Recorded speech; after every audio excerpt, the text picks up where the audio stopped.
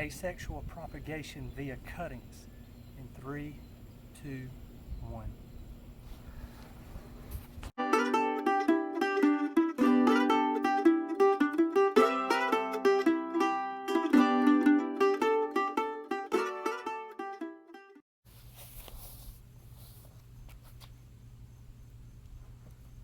Propagating via cuttings.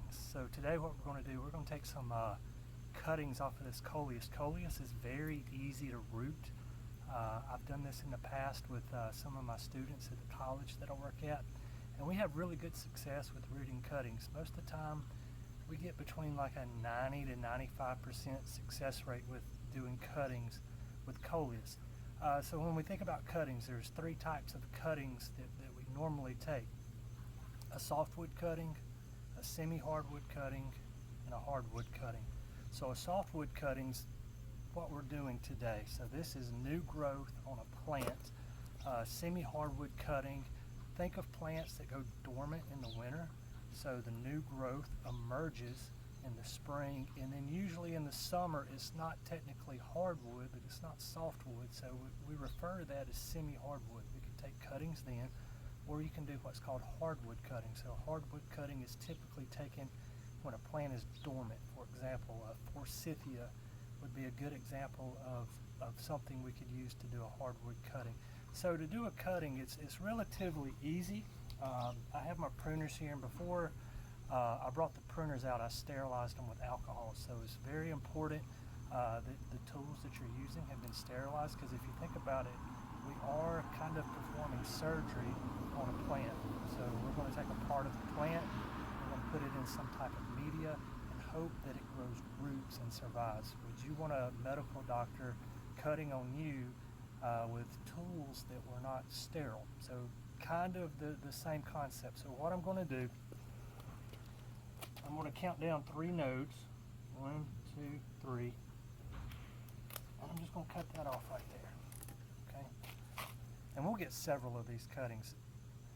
I'm going to pull off the leaves on the bottom, these leaves on the middle, and I'm left with that. Doesn't look like much. One other thing we want to do, these larger leaves that you see here, I'm going to cut those in half. What we're doing, we're reducing the surface area of the leaf in order to reduce transpiration. So transpiration is a fancy word for plant sweat. So plants sweat in quotations, just like me and you. All right, so this is a mechanism for them to cool off. They have tiny holes in their leaves called stomata.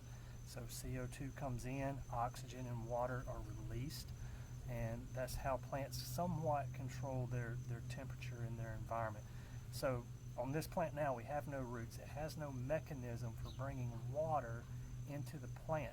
So what we've done, we've reduced the amount of water loss via the leaf because we've cut that back. We don't want to cut them all off because we need the leaves still. So remember, the leaves are going to be there to produce sugar. So light enters the leaf, and through the process of photosynthesis is producing sugars, which gives the plant energy in order to survive. So what we're going to do, we're going to go in and I'm going to show you how to root these.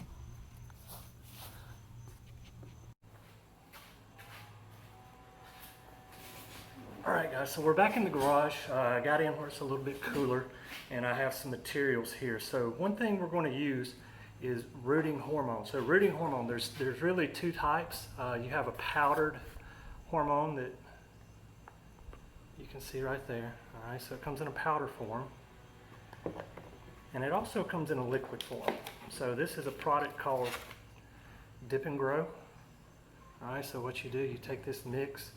It comes with a container. You put this into your container, and then according to what you're going to grow, you add water to it. So for hardwood cuttings, you would add less water. You need more rooting hormone to root hardwood cuttings. For softwood cuttings, you don't need as much, so I'd probably add water all the way to the top. Just makes a very simple way to measure the amount of rooting hormone that you're putting on your plants. For demonstration purposes today, I think I'm going to go with the powdered hormone. So here's our cutting that we took earlier, and all I'm going to do, I'm going to take this and cut. I'm going to wound this. Normally I would do this with a knife, but since I have my pruners here, they've been sterilized.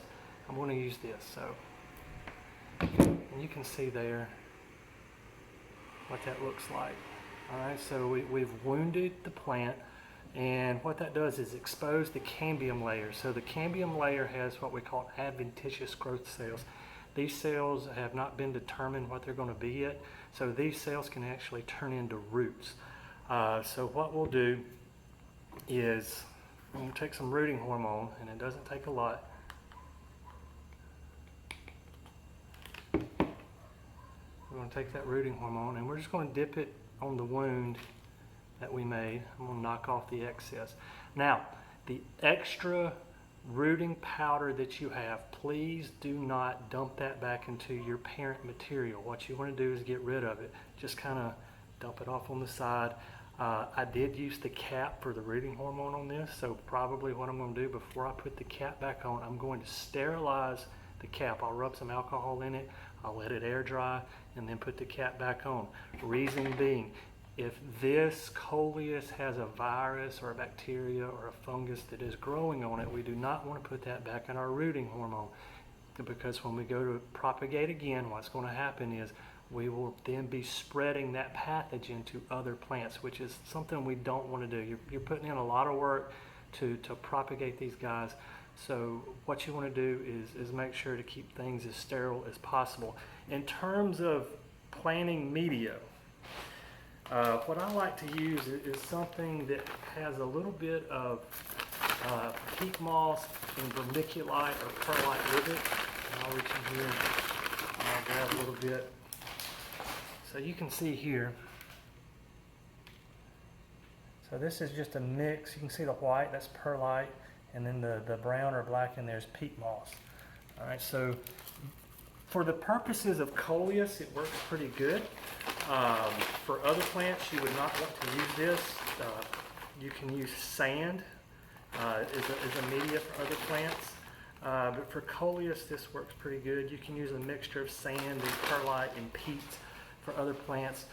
It really depends on the species that you're wanting to propagate. If you want more information on that, Dr. Durr, he is or was, I don't know if he's still there or not, a professor at the University of Georgia. He has a fantastic book on plant propagation. Anything that you would want to root, there's notes on it. So use that as a reference. And so what I've done, I just have a small little 4-inch container. You can get these at your local garden center. And I filled it with peat. All right, so the thing about peat moss, it is hydrophobic until it's hydrophilic. So what do I mean by that?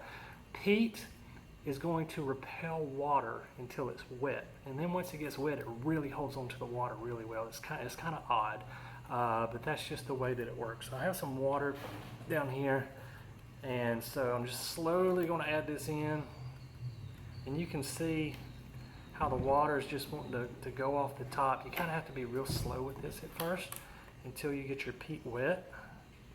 But once that peat begins to get wet, you can see right here it's starting to flow down a little bit. It's going to hold water pretty good. So you just want to keep this damp, saturated, until you get some good roots, which you'll start to see roots probably in 10 to 14 days. I would suspect that within 6 weeks, this pot right here would be completely rooted. So I've propagated these in the greenhouse that my college has. So part of my job is to teach horticulture at the college.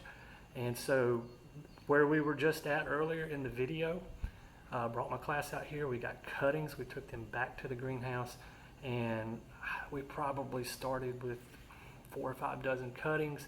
Within 6 weeks, they had rooted. They had put on more branching. We took cuttings off of those cuttings. So we did this in the fall. We continued this in the greenhouse throughout the winter. And then by spring, we had like 300 or 400 of these things that we could sell to the public. So this can be a great money generator for school, or if you wanted to start a backyard nursery, or if you just wanted to give them away as gifts to friends and family. you could do that as well. So really the options are endless. You can literally grow money here. So there's our cutting. All right, I may have a little too much leaf material on there, but I'm gonna go ahead and stick it. So I'm gonna take this, I'm gonna put it in there. And here again, the important thing here is to keep it moist, keep it wet, and keep it out of direct sunlight, especially this time of year. So it's August in Alabama here, hot, hot, hot, hot. We want to keep this in a relatively cool spot, and within 4 to 6 weeks, I fully expect that this thing will have some significant roots on it, and we could take this plant and make more Coleus. Please hit the subscribe button or the like button if you're enjoying the content here on the channel. This is the Plant Doctor. See you next time.